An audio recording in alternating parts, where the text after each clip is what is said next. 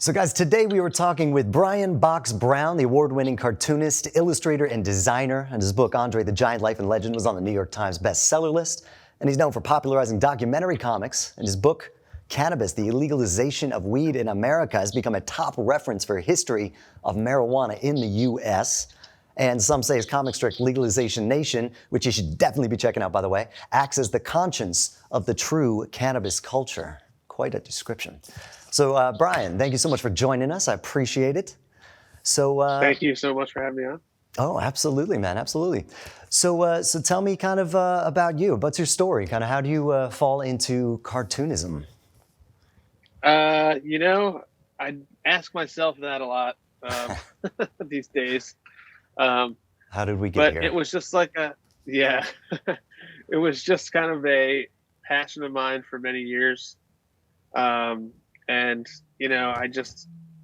I was trying to be a novelist or something like that, and I kind of couldn't finish things. And there's something about cartooning that made it so I could get from point A to point B. I like it. Get the thought out. How'd you fall into kind of cannabis in comics? How'd that come about? So I had always been a cannabis enthusiast for many years. And it wasn't until I had done a few books and I was suggesting to my publisher that I do a book about weed and the history of weed. And they had turned it down a few times. Did you really? Yeah. And then, but what happened was the culture changed and suddenly cannabis was all over the place, in the media a lot. And then they were like, let's do this book, The History of Cannabis. And that became Cannabis, the Legalization of Weed in America. Oh, and awesome. That was all about like the history of weed and how things became illegal. And so I wanted to continue to do comics about cannabis, but focusing on the legalization part, the stuff that's happening now. But this stuff is moving so quickly that if I had made it into a book right away, by the time the book came out, it would be completely outdated. So that's how it became a weekly comic strip. So I could kind of, stay current with it and kind of like bear witness to all the things that were going on. Right. Oh, that makes absolute sense. Yeah, and I could kind of like highlight the stuff that I'm, currently bitching about. And it's kind of like bite-sized, so you can like kind of digest it as it comes out, which I think is cool. Yeah, it's just like there's so much. Every time I'd hear something on the news, I'd be disappointed in the coverage, and I'd be like, "You missed so many important points here." Yeah. I didn't just think that like sometimes cannabis media also leaves out a lot of key things. It focuses a lot on like the money that cannabis makes and things like that. It's not necessarily the most important part of it. Yeah, I feel like you're right. It kind of leaves out the people's perspective a little bit, like the common person's perspective. Yeah, that's definitely the consumer and the patient never get talked about. Yeah. And so like I try to, with this comic, do things from a patient and consumer perspective. Right. I like that. Actually, speaking of which, like kind of, I think of comics, I think of like the Sunday funnies or whatever my parents got in the paper. Sure. Once upon a time. But I feel like your style isn't really in that direction. What do you where do you think you fall? Like, what's your, like, I'm thinking, I'm going toward this documentary comic idea. Like, what is that style? I started calling my comics documentary comics because I'm like heavily influenced by documentary film. And so like all my comics are nonfiction. Not all of them, but most of them are nonfiction. And, like cannabis, the legalization of weed in America, they tell a history or some kind of story, real story of something that really happened, because that's just my wheelhouse, is to do things like that. When I first started making comics, I made a lot of autobiographical comics that are that, which are nonfiction. And I moved from there to, regular nonfiction. Like my first book was a biography of Andre the Giant.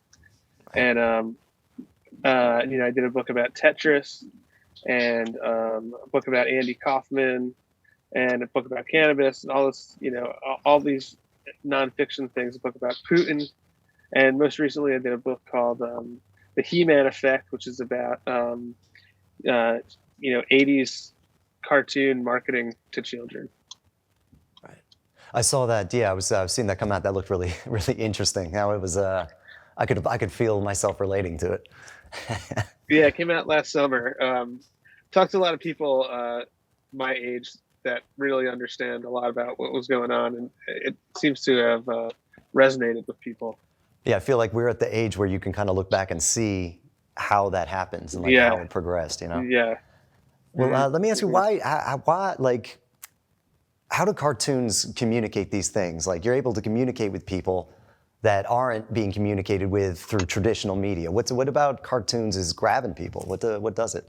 I don't know. It's just I often call it just like the magic of cartooning. There's something about it that cuts through the clutter. This is true even going back to like comics way back in the day. There's a reason why they have political cartoons and things like that. It's something that a lot of times people are intimidated by like a wall of text, and comics kind of breaks through that. It draws the eye in, and it actually can communicate important things very quickly and easily. I guess in that line of that picture says 1,000 words kind of a thing. Like, yeah. To be I cliche. always say that. Like when you take an airplane, there's everybody gets a comic that tells you how to exit the airplane in case the plane crashes. And it's this little illustrated instructional thing that's in the seat in front of you. And it's basically a comic. And, so even the airlines understand if you have something important that you need people to read, you make it into a visual comic-like thing. It's a really, really good point. I never quite put that together. Yeah, I guess I'm reading comics more than I thought.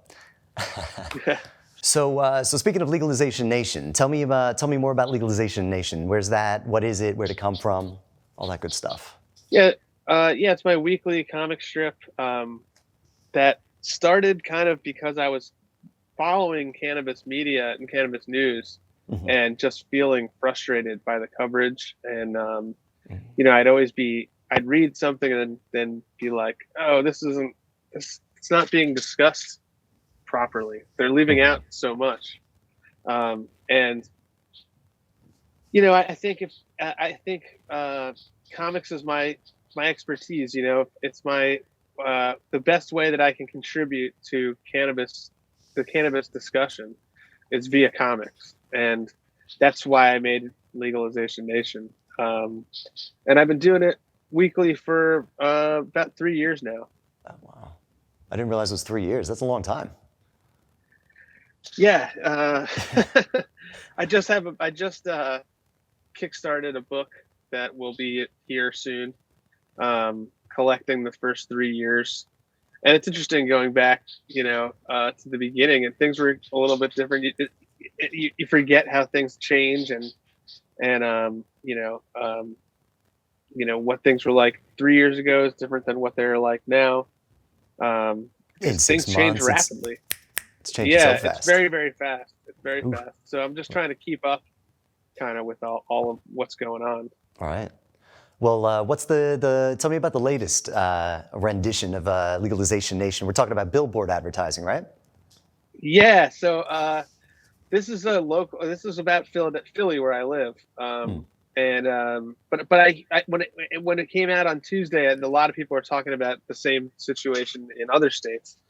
So on I-95, when you drive through Philadelphia, there's a ton of billboards for cannabis shops.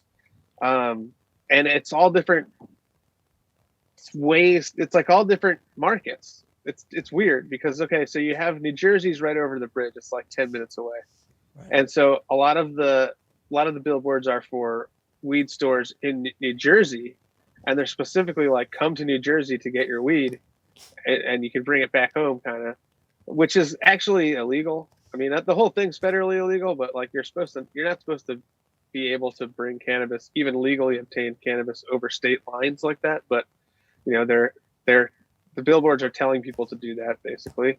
Yeah, to break the law that they don't even know they're breaking. You know? Yeah.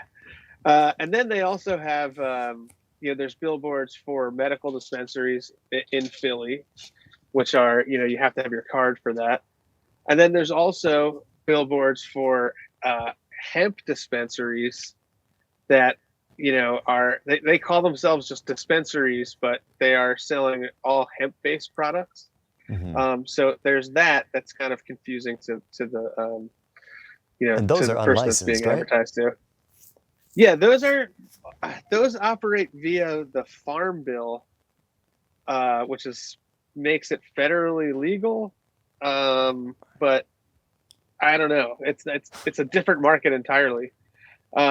And then there's also a number of ads for unlicensed dispensaries, which to me is kind of awesome and brazen that you have an unlicensed dispensary selling products from wherever, not in the legal system in New Jersey at all, but still willing to put up multiple billboards across all over I-95 in Philly. It seems like it's taking advantage of a ridiculous amount of non-communication right there. Like the cops in Philly are not pointing and saying, "Hey, these guys are right here." I think it's ignorance. I mean, they're just putting up billboards, and this is it. Come, it's just a billboard. Anybody can do it. I guess you can advertise whatever you want. They're certainly making it look like they're a legal dispensary. So I don't know. But I think it is awesome that to the people in the cars, all of these places are on equal footing. It shows the breadth of the cannabis market, which goes way beyond just like legal stores in New Jersey and legal stores in PA. You have to consider that the hemp dispensaries are literally competing with the medical dispensaries in PA, with the legal stores in New Jersey, with the unlicensed stores in New Jersey, and not to mention the entire illicit market, which is also in many ways benefiting from these billboards, because you're driving home, you see a billboard telling you to buy weed, and that doesn't necessarily mean you're going to go buy weed from that store. You're going to go home maybe and call your dude to come deliver you some weed because you thought of weed because you saw this billboard. That's very true. So yeah. I think that a lot of people, even unlicensed, traditional market people benefit from these billboards. And interestingly enough, I found out that it is not legal to advertise dispensaries in New Jersey. So they can't advertise in New Jersey, but they're advertising in Pennsylvania. They can't have billboards in Jersey, but they have them in PA, which is interesting. So in PA you can advertise, but can medical advertise in New Jersey, or no cannabis at all? I'm not sure about that. I don't know if medical might be able to, but I know like the recreational guys aren't allowed to use billboards. That's crazy. Because like the advertising laws, I feel, are so like murky and like city by city, state by state. There's no way they really to are, kick through and it's overreaching to me to say that you can't advertise on a billboard just because you're a cannabis store. You can advertise on liquor stores and things like that, like and pharmacies and all that type of thing. So I don't know. I think that these billboards are excellent ways to reach the average person, and a lot of people are seeing weed billboards every day, like thousands and thousands and thousands of cars driving through Philly. So you pointed out this kind of like equal platform that everybody's on, right? Do you think that's going to stay there? Like if we get a schedule change or legalization happens, or do you think that's going to remain like that? I don't know. It seems like if they change it to Schedule 3, they're really not doing like anything, because it still would be federally illegal. Um, and people are ignoring that schedule now anyway. Every state market ignores the CSA. Yeah, So and the ones if that they don't change try it to, to, yeah. and if But they change it to Schedule 3, they're going to continue to ignore it. And especially, nobody wants to upset the state markets at all. And changing it to Schedule 3 and saying, okay, well now doctors can prescribe it, and you can go get it at a pharmacy. Yeah, which is not really what anybody wants. Yeah, nobody. Yeah, no, I don't think anybody's actually going to go to a pharmacy for this stuff. Yeah, no one's But looking for that. so how do people find Legalization Nation? How do they find you? Where do we go to find that? So you can go to boxbrown.com, but you can also read Legalization Nation every Tuesday on my Instagram.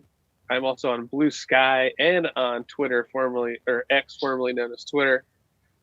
You can also read it on my Patreon. You can get it a week early if you're a subscriber to the Patreon, and that helps me continue to make the comics. Amen, as you should. And your books, with if somebody's trying to check this out, where are they looking for this?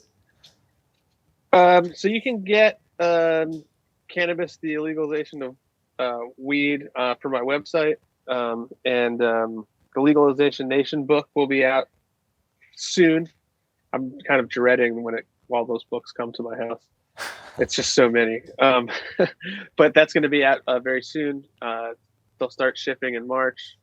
And they'll be in comic shops and stuff like that as well. And my other books, the Andre the Giant book and the Tetris book and all that, you can get just at any bookstore or on Amazon or wherever. Right on, nice and easy.